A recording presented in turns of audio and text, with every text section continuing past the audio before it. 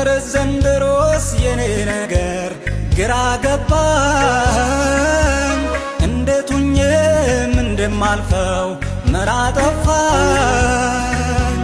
ወይ ጉድ ባልኩት ባለቀስኩት በዚሁ ዓመት ደረሰልኝ ጌታ ኢየሱስ ከሰማያት።